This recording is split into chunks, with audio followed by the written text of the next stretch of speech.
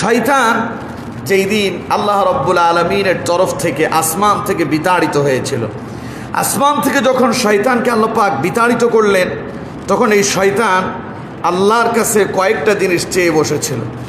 শয়তান আল্লাহ রাব্বুল আলামিনকে বলল, আল্লাহ, আমি যে দীর্ঘ সময় তোমার গোলামি করেছি, আমি যে তোমার ইবাদত করছি, আমার ইবাদতের কি কোনো প্রতিদান তুমি আমারে দেবা না?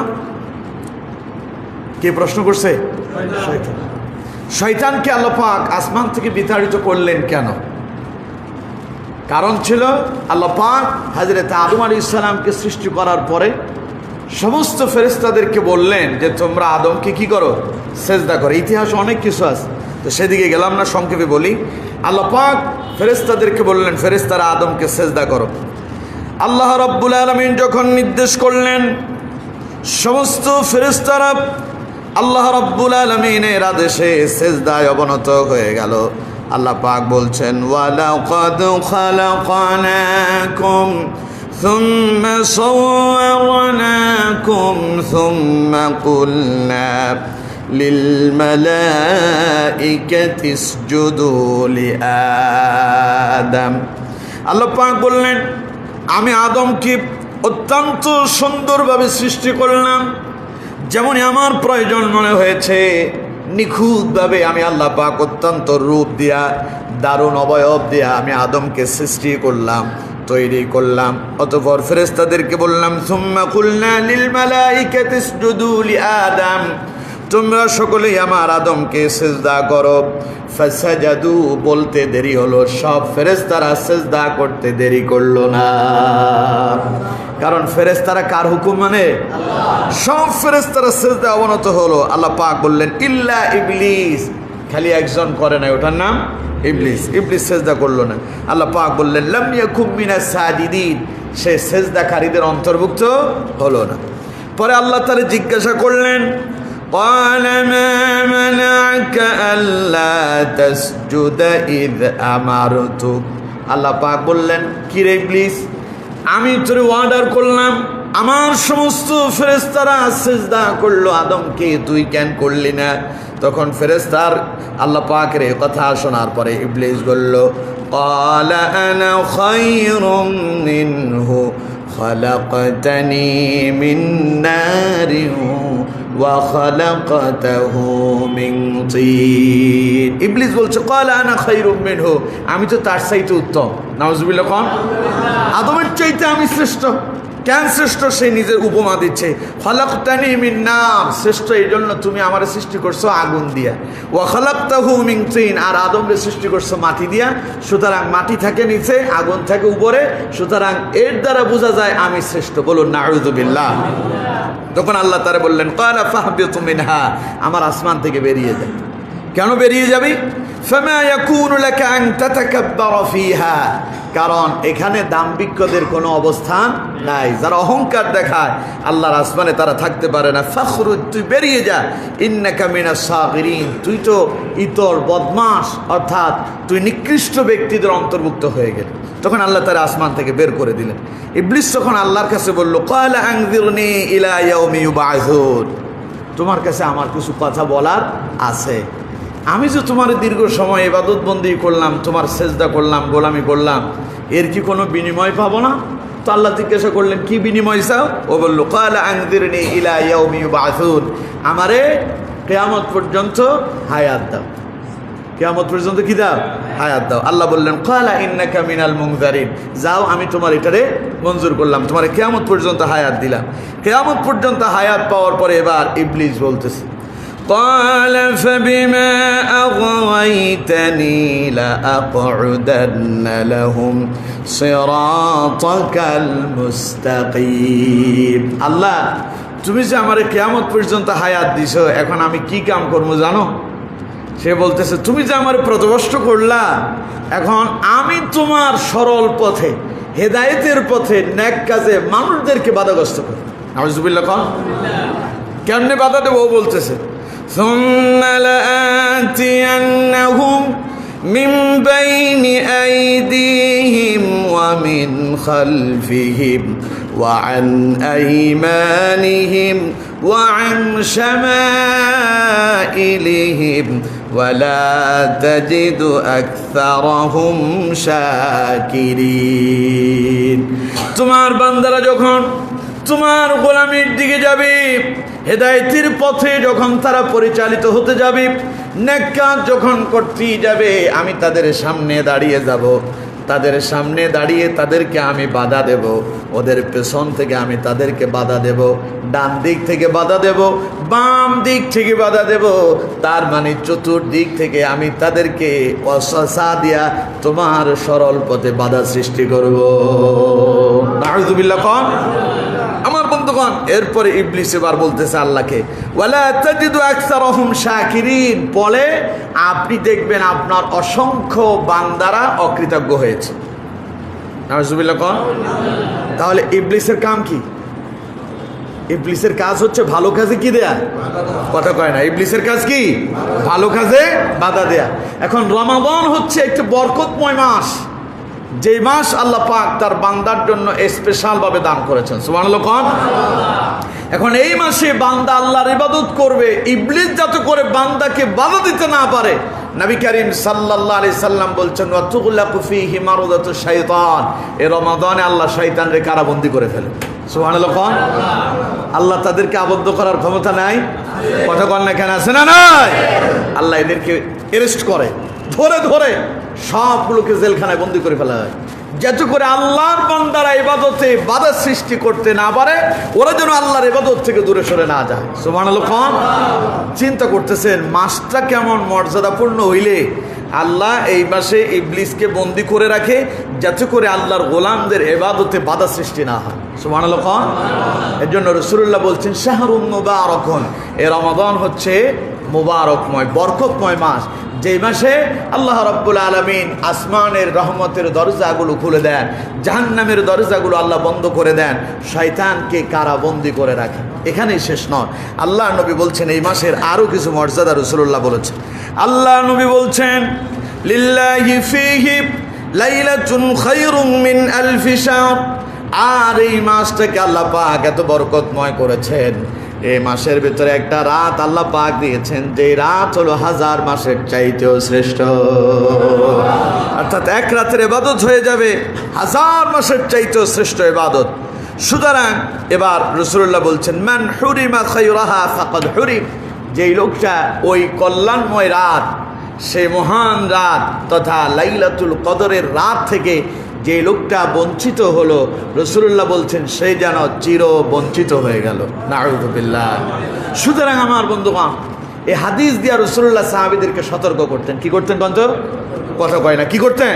সতর্ক করতেন। আতাকুম রমাদান, আমার সাহাবীরা তোমাদের কাছে রমজান আসছে, শাহরুম মুবারাকুন, এটা বরকতময় মাস, শাহরুম মুবারাকুন ফরদুল্লাহি আলাইকুম সিয়ামা, আল্লাহ তোমাদের জন্য এই মাসের রোজাকে ফরজ করেছেন।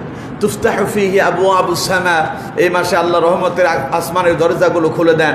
এরপর ওয়াতুগলাকু ফীহি আবওয়াবুল জাহিম, জাহান্নামের দরজাগুলো আল্লাহ বন্ধ করে দেন। ওয়াতুগলাকু ফীহি মারদাতু শাইতান, শয়তানদেরকে কারাবন্দী করেন।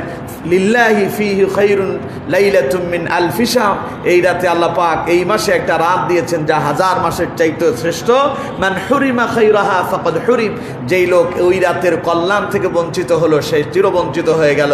তার মানে প্রস্তুতি নাও, এই মাসে আল্লাহর গোলামিটা বাড়ায়া দাও। সুবহানাল্লাহ। রমাদান এসেছে তোমাদেরকে পরিশুদ্ধ করার জন্য, তোমাদেরকে পরিপাটি করার জন্য, তোমাদেরকে নতুন করে তৈরি করার জন্য। সুবহানাল্লাহ বলেন। এবার আল্লাহ দেখুন আল্লাহ কি বলেছেন, রমাদান আল্লাহ কেন দিলেন। আল্লাহ রাব্বুল আলামিন বলছেন, ইয়া আইয়ুহাল্লাযীনা আমানু কুতিবা আলাইকুমুস সিয়াম কামা কুতিবা আলাল্লাযীনা মিন ক্বাবলিকুম লাআল্লাকুম তাত্তাকুন। আল্লাহ পাক বলছেন, হে ঈমানদারেরা, হে মুমিনেরা, হে বিশ্বাসীরা, কুতিবা আলাইকুমুস সিয়াম, আমি তোমাদের উপর রোজা ফরজ করেছি, রোজা তোমাদের জন্য রেখে দিলাম। কামা কুতিবা আলাল্লাযীনা মিন ক্বাবলিকুম, যেমনি ভাবে তোমাদের পূর্ববর্তীদের উপরেও এই রোজাকে ফরজ করা হয়েছিল। তার মানে রোজা শুধু আমাদের জন্য যে আল্লাহ দিয়েছেন তা নয়, আমাদের পূর্বে যে নবীরা এসেছেন তাদের উপরেও রোজার বিধান ছিল। যেমন মুহাদ্দিসিনে কেরাম মুফাসসিরিনে কেরাম বলেছেন যে আদম আলাইহিস সালামের রোজা কি ছিল। আদম আলাইহিস সালাম যখন জান্নাতে ছিলেন তখনও তিনি কিন্তু রোজা পালন করছেন। সেই রোজাটা কি? সেই রোজা হচ্ছে, আমরা তো অনেকে মনে করি রোজা মানে শুধু কি থাকা, খাওয়া থেকে বিরত থাকাটারে আমরা রোজা মনে করি। না, রোজা আপনার একটা হলো মুখের রোজা, কানের রোজা, চোখের রোজা, জিহ্বার রোজা আছে। সুবহানাল্লাহ কইলেন না?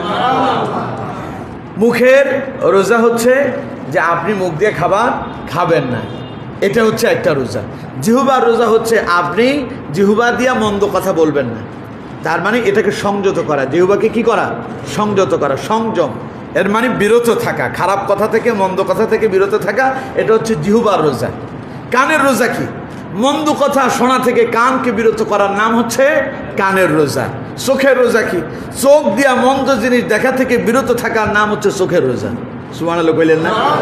এখন আদম আলাইহিস সালাম যখন জান্নাতে ছিলেন তখনও তিনি রোজা পালন করছেন। সেই রোজাটা কি?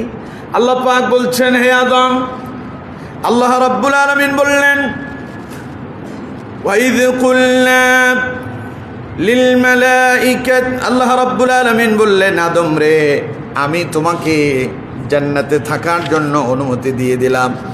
ওয়া কুলনা ইয়া আদম উসকুন আনতা ওয়া যাওজুকাল জান্নাতা ওয়া কুলা মিনহা রাগাদান হাইথু শি'তুমা।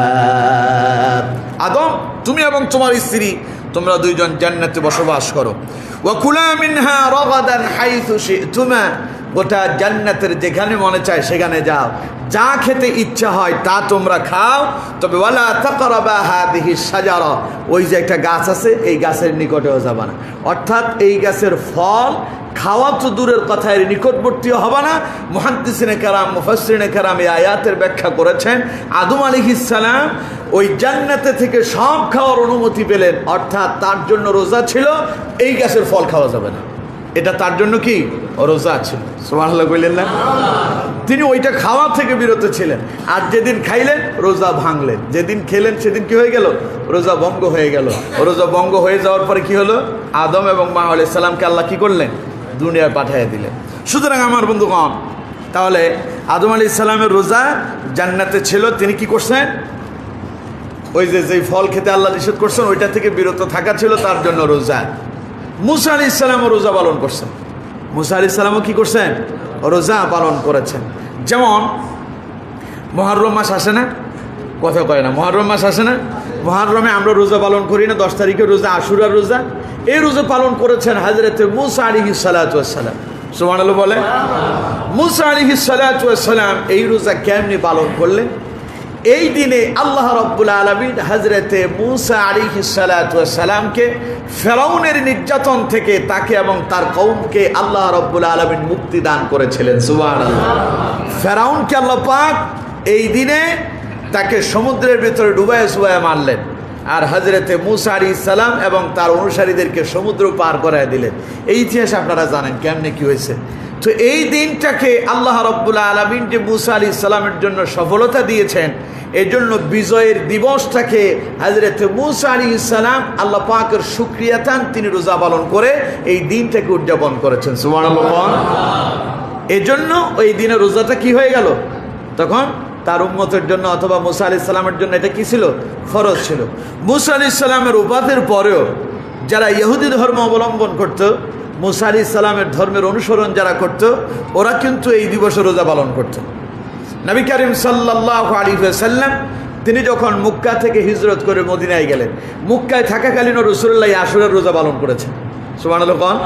তখনও কিন্তু রোজা ফরজ হয় নাই, তখনও মাহে রমাদানের রোজা কি হয় নাই? ফরজ হয় নাই। তার আগেই রাসূলুল্লাহ কি মক্কাতে ওই আশুরার রোজা পালন করেছেন। এরপরে নবী করিম সাল্লাল্লাহু আলাইহি সাল্লাম যখন মদিনায় আসলেন, মদিনায় এসে দেখতে পেলেন 10 তারিখে ইহুদিরাও রোজা রাখতেছে। নবীজি ইহুদিদেরকে প্রশ্ন করলেন, ঘটনা কি? এই দিনে তোমরা কেন রোজা পালন করতেছো? তখন ইহুদিরা বলল, এই দিনে আল্লাহ রাব্বুল আলামিন আমাদের নবী মুসা আলাইহিস সালামকে ফেরাউনের কবল থেকে মুক্ত করেছেন, এই জন্য মুসা আলাইহিস সালাম শুকরিয়া আদায় করে এই দিনে রোজা পালন করছেন, তাই আমরাও এই দিনে রোজা পালন করি। সুবহানাল্লাহ। তাহলে আল্লাহ এই আয়াতে কি বললেন? হে ঈমানদারেরা, কুতিবা আলাইকুমুস সিয়াম, আমি তোমাদের জন্য রোজা ফরজ করলাম, কামা কুতিবা আলাল্লাযীনা মিন ক্বাবলিকুম, যেইভাবে তোমাদের পূর্ববর্তীদের উপরেও রোজা ফরজ করেছি। সুতরাং রোজা যে শুধু আমাদের উপর ফরজ করা হয়েছে তা নয়, আমাদের পূর্ববর্তী নবীরাও কি রোজা পালন করেছেন। আমার বন্ধুগণ, এখন এই রোজা আল্লাহ কেন দিলেন? আল্লাহ রাব্বুল আলামিন বলছেন লাআল্লাকুম তাত্তাকুন, রোজা দিলাম এই জন্য, হতে পারে এই রোজার মাধ্যমে তোমরা তাকওয়াবান হতে পারবে। সুবহানাল্লাহ। তাকওয়া মানে কি? আল্লাহর ভয় তোমাদের অন্তরে জাগ্রত হবে। এই রোজার মাধ্যমে হয়তো তোমাদের জীবনের পরিবর্তন আসবে, তোমরা ফরজগারিতার পথ অবলম্বন করতে পারবে। এই জন্য আমি আল্লাহ পাক তোমাদের উপরে এই রোজাকে ফরজ করে দিয়েছি। সুবহানাল্লাহ। এবার আমি আপনাদেরকে প্রশ্ন করি, পৃথিবীতে এমন কোনো ইবাদত আছে নাকি যে ইবাদত মানুষদেরকে দেখানোর জন্য করা যায় না? আছে? যেমন আপনি নামাজ পড়তেছেন, এখন নামাজটা কি আপনি আল্লাহর খুশির জন্য পড়তেছেন না মানুষকে দেখানোর জন্য পড়তেছেন? এটা আপনি ভালো জানেন। কারণ নামাজটা দুই ধরনের হয়। নামাজ কয় ধরনের হয়? দুই ধরনের। কারণ একরকম নামাজ হচ্ছে আল্লাহর খুশির জন্য, আরেকটা হচ্ছে মানুষকে দেখানোর জন্য। যারা আল্লাহর খুশির জন্য নামাজ আদায় করে, আল্লাহ পাক তাদের জন্য পুরস্কার রেখেছেন আল্লাহর জান্নাত। সুবহানাল্লাহ। আর যারা মানুষকে দেখানোর জন্য নামাজ পড়ে, আল্লাহ পাক বলছেন তাদের ওই নামাজ তাদেরকে জাহান্নাম থেকে বাঁচাতে পারবে না। এই কথা আমার না আল্লাহ? জোরে বলেন, আমার না আল্লাহ? আল্লাহ পাক বলছেন ফাওয়াইলুল লিল মুসাল্লিন আল্লাযীনা হুম عن صلاتهم ساهون الذين هم يراءون ويمنعون الماعون। আল্লাহ পাক বলছেন ফাওয়াইলুল লিল মুসাল্লিন, দুর্ভাগ্য ওই সমস্ত নামাজীদের। তারা কারা? আল্লাযীনা হুম আন সালাতিহিম সাহুন, যারা তাদের নামাজের ব্যাপারে ছিল উদাসীন। নামাজ পড়ছে ঠিক, কিন্তু নামাজে কি ছিল না? একগ্রতা ছিল না, উদাসীন। মানুষ দেখানোর জন্য নামাজ পড়েছে, নামাজ না পড়লে লোকে আমারে কি বলবে, এই জন্য নামাজ পড়ছে যারা, আল্লাহ পাক বলছেন দুর্ভাগ্য তাদের, তাদের ওই নামাজ তাদের কোনো উপকারে আসলো না। দুর্ভাগ্য তো বুঝেন, কথা কয় না। দুর্ভাগ্য মানে ভালো না খারাপ? জোরে বলেন, ভালো না খারাপ? আমরা মাঝে মধ্যে বলি একজন মানুষ ব্যবসা করলো, লক্ষ টাকা ইনভেস্ট করে একটা ব্যবসা শুরু করছে, ওই ব্যবসায় যদি সে লোকসান হয়, যদি ওই ব্যবসায় যদি তার কি হয়ে যায়, ক্ষতিগ্রস্ত হয়ে যায়, ব্যবসা যদি কি হয়ে যায়, তার শেষ হয়ে যায়, নিঃশেষ হয়ে যায়, ধ্বংস হয়ে গেছে, ওই ব্যবসায় সে সফল হইতে পারে নাই, তখন লোকজন আফসোস করে বলে আহারে দুর্ভাগ্য, তার এই ব্যবসাতে সেই সফল হইতে পারে নাই। বলি না আমরা? এত কষ্ট করলো, এত পরিশ্রম করলো, এত টাকা পয়সা ইনভেস্ট করছে, কিন্তু দুর্ভাগ্য লোকটা সফল হইতে পারে নাই। আল্লাহ পাক বলছেন ওই সমস্ত নামাজের জন্য দুর্ভাগ্য যারা তাদের নামাজের ব্যাপারে উদাসীন ছিল, নামাজ পড়ছে কিন্তু আহারে দুর্ভাগ্য, তাদের এই নামাজ তাদের কোনো কাজেই এলো না। এখন এই জাতীয় নামাজই তো আমাদের রাজাপুরে নাই, হ্যাঁ আছে। এই নামাজিগুলোকে বেশিরভাগ জুমার দিন দেখা যায়। দুর্ভাগ্যওয়ালা নামাজিদেরকে কোন দিন দেখা যায়? জুমার দিন। এই ছাড়া বাকি দিন ওদেরকে দেখাই যায় না। কারণ জুমা আসলে তারা চিন্তা করে আজকে জুমাবার যদি নামাজ না পড়ি তাইলে লোকজন কি বলবে। তাই মানুষ দেখানোর জন্য নামাজ পড়তেছেন যারা, দুর্ভাগ্য জাতি হলেন তারা। কথা আমার না আল্লাহ? আরো জোরে বলেন, আমার না আল্লাহ? এখন এবার আপনার চিন্তা, আপনি কি দুর্ভাগ্যবান হইতে চান না সৌভাগ্যবান হইতে চান? আপনার চিন্তা, আপনিই চিন্তা করেন আপনি কোনটা করবেন। যদি নামাজ দিয়ে যদি জীবনটারে কল্যাণময় করতে হয়, লোক দেখানোর চিন্তা মাথায় আনা যাবে না যে শুক্রবার নামাজ না পড়লে লোকজন কি বলবে। এই চিন্তা যদি প্রত্যাখ্যান করে সব সময় দৈনিক 5 ওয়াক্ত নামাজ, জুমা যেমন আল্লাহ ফরজ করেছেন, দৈনিক 5 ওয়াক্ত নামাজ সে আল্লাহই ফরজ করেছেন, ওই কথা মাথায় রেখে আল্লাহর সন্তুষ্টির জন্য যদি দৈনিক 5 ওয়াক্তের নামাজ সময় মতো সঠিকভাবে আদায় করতে পারে, তাহলে আপনি হবেন সৌভাগ্যবান। কথা বুঝাতে পারলাম? তাহলে নামাজি দুই ধরনের আছে। এক ধরনের নামাজি হচ্ছে আল্লাহর সন্তুষ্টির জন্য নামাজ আদায় করে, আর এক ধরনের নামাজি মানুষ দেখানোর জন্য নামাজ আদায় করে। যারা দান করে, দানবীরও 2 ধরনের আছে। দানবীর কয় ধরনের আছে? 2 ধরনের আছে। এক ধরনের দানবীর আল্লাহর খুশির জন্য, আল্লাহর সন্তুষ্টির জন্য দান করে। আর আরেক ধরনের দানবীর হচ্ছে মানুষকে দেখানোর জন্য, বাহবা পাওয়ার জন্য দান করে। যে আমি দান করলে লোকজন বলবে এই লোকটা তো দানবীর, সেই মানুষের দান সদকা করে, তার একটা যশ খ্যাতি হবে, তার একটা নাম হবে, মানুষ তার ব্যাপারে সুনাম করবে, তার সুখ্যাতি ছড়িয়ে পড়বে। এই জন্য মানুষকে দেখানোর জন্য কিছু মানুষ কি করে? দান সদকা করে। এই কাজগুলো যারা করে, যারা লোক দেখানো দান করে, ওদের দানও কোনো কাজে আসবে না। আর যারা আল্লাহর সন্তুষ্টির জন্য দান করে এবং গোপনে গোপনে দিয়ে দেয়, আল্লাহ পাক বলছেন দান হয় দুই ধরনের। দান কয় ধরনের হয়? একটা হচ্ছে প্রকাশ্যে দেওয়া যায়, আবার গোপনেও দান করা যায়। দুই ধরনের দান করাই জায়েজ। প্রকাশ্যেও দান করা জায়েজ আছে, আবার গোপনেও দান করা কি আছে? জায়েজ আছে। প্রকাশ্য এবং গোপনীয় দানের ভেতরে শ্রেষ্ঠ হলো গোপন যেটা হয় ওইটা। তবে প্রকাশ্যে সাহাবায়ে কেরাম দান করেছেন, যেই দান করার কারণে অন্যরা উদ্বুদ্ধ হয়ে দান অংশগ্রহণ করেছেন। যে উনি দিচ্ছে আমি দেবো না কেন, অমুকে 5,000 দিল আমি 10,000 দেবো, অমুকে 20,000 দিছে আমি 50,000 দেবো। এটা হচ্ছে কি দানের প্রতি উদ্বুদ্ধ হওয়ার জন্য প্রকাশ্যে কি করা যায়? দান করা যায়, আরেকজনকে উদ্বুদ্ধ করার জন্য। এতে কোনো অসুবিধা নাই। যদি অবস্থা এই হয় মানুষ আমারে দানবীর বলুক, এই নিয়তে যদি দান করে, তাহলে তার ওই দান শুধু মানুষ দেখানো হবে, তার জন্য কল্যাণকর হবে না। তাহলে বললাম নামাজি দুই ধরনের, একটা হলো দেখানোর জন্য পড়ে, আরেকটা আল্লাহর খুশির জন্য পড়ে। যারা দান করে এক ধরনের দানবীর হচ্ছে আল্লাহর সন্তুষ্টির জন্য দান করে, আরেক ধরনের দানবীর হচ্ছে নিজের যশ খ্যাতি অর্জন করার জন্য দান করে। ঠিক তেমনিভাবে যারা হজ করে, হাজিদের ভেতরে দুই ধরনের হাজি আছে। এক হাজি হচ্ছে লোকজন তারে আলহাজ বলবে অথবা হাজি সাহেব বলবে। তিনি হজ করছেন, লোকজন তাকে বলবে অমুকে হজ করছে, অমুক হাজি সাহেব। নামের পাশে হাজি না লিখলে ওনার খুব মন খারাপ হয়। ওনাকে আলহাজ না বললে তো তার চলেই না, আছে না নাই? উনি ওনার বাড়িতে উনি হজ করে আসছেন, তো বাড়ির দরজায় উনি নতুন করে একটা নেম প্লেট লাগালেন, অমুক আলহাজ হাজি সাহেবের বাড়ি। আছে না এরকম? তার মানে উনি খুব চিন্তায় ছিল যে কোনো রকম হজ করে যদি বাড়ির নামটা আলহাজ দিয়ে আমার নাম দিয়ে এখানে একটা সাইনবোর্ড লাগানো যায়, তাইলে তো মোটামুটি আমার একটা যশ খ্যাতি অর্জন হয়ে যায়। আর যারা প্রকৃত পক্ষে আল্লাহর সন্তুষ্টির জন্য হজ করতে যায়, ওদের নামের পাশে আলহাজের প্রয়োজন পড়ে না। রাসূলুল্লাহ হজ করেন নাই? কথা কয় না, হজ করেন নাই? হজ তো শিখালেনি রাসূলুল্লাহ। রাসূলুল্লাহর নামের পাশে আলহাজ আছে? আবু বকর হজ করছে না, নামের পাশে আলহাজ লাগানো আছে? ওমর করছে না, আলহাজ আছে? তা আমাদের এত আলহাজ নিয়ে এত তাড়াহুড়ো কেন, এত টানাটানি কেন? না হইলেই নয় এমন কেন? তাহলে হাজি হলো দুই ধরনের। এক ধরনের হাজি আল্লাহ খুশির জন্য হজ করে, আর আরেক ধরনের হাজি নিজের যশ খ্যাতি অর্জন করার জন্য কি করে? হজ করে। তো সুতরাং এইভাবে আমল দুই ধরনের করা যায়। কেউ দেখবেন হাতের ভেতরে তাসবিহ নিয়ে ঘোরে, এই যে একটা, এটার নাম কি? তাসবিহ। এই তাসবিহ কেউ কি হাতে নিয়ে ঘুরে পড়ে, এখন কিছুই পড়ে না, লোকজনের সাথে কথাও কয়, আবার তার ওইটা চলেও। আছে না এরকম? এগুলো তো আপনাদের রাজাপুরে নাই। উনি কথাও বলতেছে, হ্যাঁ ওনার তাসবিহ চলে।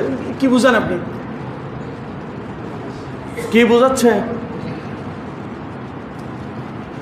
নবী করিম সাল্লাল্লাহু আলাইহি সাল্লাম ওয়াজ করতেছেন, ওয়াজ। এখন আমি কথা বলতেছি না, এভাবে রাসূলুল্লাহ বক্তব্য দিচ্ছেন। কয়েকজন সাহাবী বসে বসে তাসবিহ পড়তেছে, তাসবিহ, সুবহানাল্লাহ, আলহামদুলিল্লাহ, আল্লাহু আকবার। তারা মানে বুঝাচ্ছে হুজুর আমরা ইবাদত করতেছি। নবীজি বললেন, এই কি করতেছো তোমরা? ওরা বলতেছে হুজুর তাসবিহ পড়তেছে, আল্লাহর জিকির। বন্ধ করো তোমাদের তাসবিহ। এখন রাসূলুল্লাহর কথা শোনা ওয়াজিব, কারণ এটাও জিকির। এটাও কি জিকিরের ওয়াজ করছিলাম না? কথা কয় না, জিকির ওয়াজ করছি না? তুমি এখন তাসবিহ পড়লে আমি কি বলতেছি তোমার তো ওইদিকে মনোযোগই থাকবে না। বন্ধ করো তোমার তাসবিহ এখন। আমার দেশে কিছু মানুষ আছে, উনি লোকজনের সাথে কথাও কয়, তাসবিহ টানে, কথাও চলে, তাসবিহ টানে। কে? ঘটনা কি? কথা কয়, কথার সাথে কি তাসবিহ চলবে না সুবহানাল্লাহ আলহামদুলিল্লাহর সাথে চলবে? তাহলে তাসবিহ উনি দেখাবেন আমি তো খুব ইবাদত বন্দেগী করি, আমি খুব আমলদার। প্রকৃতপক্ষে যারা তাসবিহ পড়েন, আমি দেখেছি যারা তাসবিহ আসলেই আল্লাহর ইবাদত করেন, ওদের তাসবিহ কিন্তু এভাবে প্রকাশ্যে থাকে না, পকেটে থাকে। পকেটের ভেতরেই পড়ে, পকেটের ভেতরে। কথা বুঝতেছেন? হিন্দুদেরকে চেনেন? হিন্দু ওরা কিন্তু রাম রাম রাম রাম জপে, ওরাও কিন্তু তাসবিহ পড়ে, জানেন এটা? ওদের তাসবিহটা থাকে দেখবেন হাতের ভেতরে একটা জুলদানের মতো প্যাকেট একটা থাকে, ওইটার ভেতরে থাকে, এর ভেতরে নিয়ে ওরা রাম রাম জপে, যাতে করে মানুষজন বুঝতে না পারে সে কি করতেছে। আর আমাদেরগুলা মানুষকে দেখায় দেখায় কথাও কয় আবার চালায় না। যারা পড়েন তাদের জন্য বাধা নাই, আল্লাহর সন্তুষ্টির জন্য আপনি এটা পড়বেন, হিসাব রাখবেন। আপনি সুবহানাল্লাহ, আলহামদুলিল্লাহ, আল্লাহু আকবার, লা ইলাহা ইল্লাল্লাহ, দুরূদ শরীফ পড়তেছেন, আল্লাহুম্মা সাল্লি আলা সাইয়্যিদিনা মুহাম্মদ। আপনি সারাদিনের একটা হিসাব আপনাকে কি করতে হয়? রাখতে হয়। আপনি রাখবেন, কোনো সমস্যা নেই। কিন্তু যখন আপনার ওই তাসবিহ হয়ে যাবে লোক দেখানোর জন্য, তখন আপনার ওই তাসবিহ আল্লাহর দরবারে মঞ্জুর হবে না, কারণ আপনি যশ খ্যাতি অর্জন করার জন্য এই কাজ করতেছেন। তো আমি যেই কথা বোঝাতে চাইলাম যে পৃথিবীতে যত ইবাদত আমরা করি, ওই ইবাদতের ভেতরে দুইটা উদ্দেশ্য, একটা হচ্ছে হয় আল্লাহর সন্তুষ্টির জন্য অথবা মানুষকে দেখানোর জন্য। কিন্তু রোজা এমন এক ইবাদত যা কারোরে দেখানো যায় না। দেখানো যায়? কথা বল না কেন? দেখানো যায়? আল্লাহ পাক বলছেন, আমার বান্দারে আমি তোমাদের উপর রোজা এই জন্য ফরজ করলাম, রোজাটা তোমাদের জন্য এই জন্য দিলাম, লাআল্লাকুম তাত্তাকুন, আশা করা যায় হতে পারে এই রোজার মাধ্যমে তোমরা তাকওয়াবান হবে, ফরেজগারিতা অবলম্বন করতে পারবে। সুবহানাল্লাহ। অর্থাৎ ফরেজগারিতে তাকওয়া কি? তাকওয়া মানে আল্লাহ ভীতি। তাকওয়া মানে কি? আল্লাহ ভীতি। অর্থাৎ আল্লাহর ভয় তোমাদের অন্তরে জাগ্রত হবে। আবার তাকওয়াও কিন্তু দেখানো যায় না।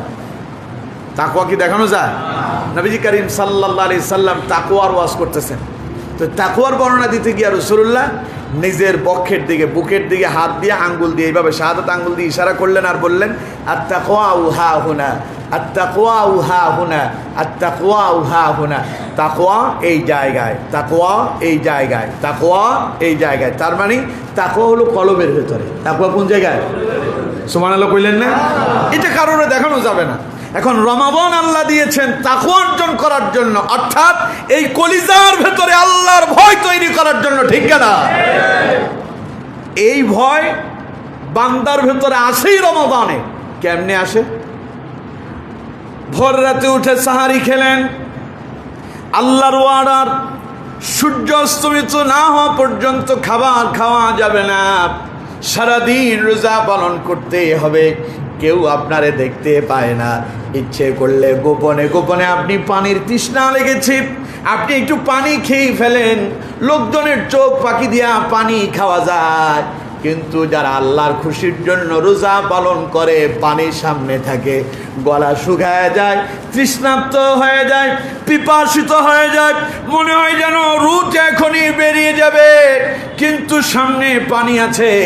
আল্লাহর ভয় পানি খায় না, কারণ সে জানে আমি রোজা পালন করছি, এই মুহূর্তে যদি আমি পানিটা পান করি পৃথিবীর কেউ দেখবে না, আমার আল্লাহর চোখে ফাঁকি দেওয়া যাবে না।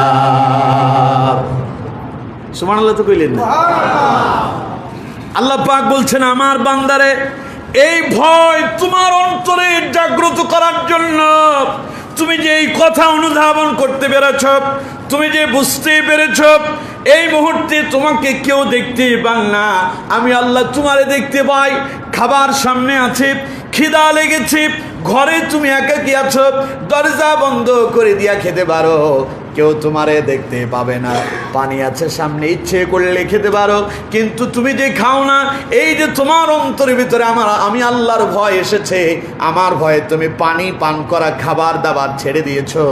আমার বান্দা, এই বিষয়টা তোমার অন্তরের ভিতরে শুধু রমাদানে নয়, সারা জীবন যেন এই ভয় তোমার অন্তরে থাকে।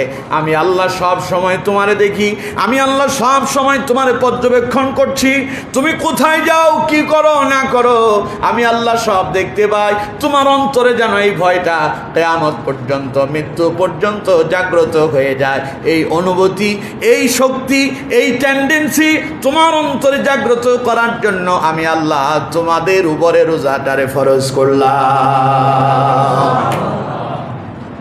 তাহলে এই ভয় আপনার অন্তরে জাগ্রত করার জন্য রোজা কি ফরজ করছেন? আরো জোরে বলেন, কে? আপনি রোজা রেখেছেন, রোজা অবস্থায় সিনেমা দেখেন না, ইচ্ছে করলে দেখতে পারেন। সারা মাস আপনি মোবাইলে সিনেমা দেখেছেন, ইউটিউবে ঢুকে আপনি গান বাজনা শুনছেন, কিন্তু রমাদান এলো যখন আপনার মোবাইল থেকে সব গান বাজনা ডিলিট হয়ে গেল। আপনি কোরআন তিলাওয়াত শুনতেছেন, আপনি আলেমদের নসিহতগুলো শুনতেছেন, আপনি ওয়াজ নসিহত শোনেন, ইসলামিক গজলগুলো যে শুনতেছেন, কারণ একটাই, আপনি বুঝতে পেরেছেন আমি রোজা পালন করতেছি আমার আল্লাহরে খুশি করার জন্য। এই মুহূর্তে যদি আমি সিনেমা দেখি, এই মুহূর্তে যদি আমি গান বাজনা শুনি, তাহলে পরে আমার আল্লাহ অসন্তুষ্ট হয়ে যাবেন, আল্লাহ অসন্তুষ্ট হবেন, রোজা আমার বাতিল হয়ে যাবে। কষ্ট করে রোজা পালন করলাম, রোজাটা আমার নষ্ট হয়ে যাবে। এই ভয়ে যে আপনি সিনেমা দেখেন না, গান শোনেন না, আপনি যে অশ্লীল কর্মকাণ্ড করেন না, আল্লাহ পাক বলেন আমার বান্দারে এই কথাটা তোমার অন্তরের ভিতরে শুধু রমাদান নয়, সারা জীবনভর তোমার অন্তরে যেন এই কথাটা জাগ্রত হয়ে যায়। এই অনুভূতি, এই টেন্ডেন্সি তোমার অন্তরের ভিতরে জাগ্রত করার জন্য আমি আল্লাহ তোমার উপরে রোজাটারে ফরজ করলাম। সারা মাস আপনি নামাজ পড়েন না, সারা বছর নামাজ পড়েন না, কিন্তু যেই দিন আপনি রোজা পালন করেন, আপনি মসজিদে এসে যান, নামাজ পড়েন, কিন্তু সময় আছে গল্প গুজব করতেই পারেন, কিন্তু মসজিদের ভেতরে হয়তো কিছু সময় জিকির করলেন, কোরআন তিলাওয়াত করলেন। এই জন্য উদ্দেশ্যেই আমি রোজা পালন করেছি, আমার রোজাটা আল্লাহর দরবারে মঞ্জুর হওয়ার জন্য আমার নামাজের প্রয়োজন আছে। এই কথা মনে করে যখন আপনি নামাজ আদায় করেন, তখন আল্লাহ পাক বলেন আমার বান্দা এই বিষয়টা, এই নামাজ যে আমি আল্লাহ শুধু রমাদানে তোমার জন্য দিয়েছি তা নয়, গোটা জীবনভর যতদিন বেঁচে থাকবে দৈনিক 5 বার তোমার উপরে এই নামাজ আমি ফরজ করছি। এই কথাটা, এই টেন্ডেন্সি, এই অনুভূতি তোমার অন্তরে জাগ্রত করার জন্য আমি আল্লাহ রাব্বুল আলামিন রমাদান তোমার উপরে ফরজ করেছি। আল্লাহ পাক বলছেন বান্দা কুতিবা আলাইকুমুস সিয়াম, রোজা তোমাদের উপর ফরজ করলাম, কামা কুতিবা আলাল্লাযীনা মিন ক্বাবলিকুম, যেমনি তোমাদের পূর্ববর্তীদের উপরে যেইভাবে ফরজ করেছিলাম। উদ্দেশ্য লাআল্লাকুম তাত্তাকুন, হতে পারে এই রমাদান থেকে এমন শিক্ষা অর্জন করবে যে তোমরা তাকওয়াবান আর ফরজগার হয়ে যাবে। সুবহানাল্লাহ। অর্থাৎ রমাদানে যেইভাবে তোমরা আল্লাহরে ভয় করো, এই ভয় তোমাদের অন্তরের ভিতরে কিয়ামত পর্যন্ত জাগ্রত হয়ে যেতে পারে, তুমি ভালো মানুষ হয়ে যেতে পারো, তুমি নামাজি হয়ে যেতে পারো, তোমার দ্বারা অশ্লীল মন্দ কাম বন্ধ হয়ে যেতে পারে। এই কাজগুলো বন্ধ করে দেওয়ার জন্য, আমার ভয় তোমার অন্তরে জাগ্রত করার জন্যই আমি আল্লাহ তোমাদের উপর রোজা ফরজ করেছি। সুবহানাল্লাহ বলেন। আমার বন্ধুগণ, সময় তো অনেক হয়েছে, তার দীর্ঘ লম্বা কথা নয়। তাহলে রমাদানের রোজা হলো আমাদেরকে পরিশুদ্ধ করার জন্য। রমাদান এসেছে কি জন্য? কন্ত কথা কয় না, সবাই বলেন কি জন্য? পরিশুদ্ধ করার জন্য। নিজেকে পরিশুদ্ধ করতে হবে, পরিপাটি করতে হবে, আর সেই পরিপাটির সবচাইতে শ্রেষ্ঠ মাধ্যম হচ্ছে রোজা।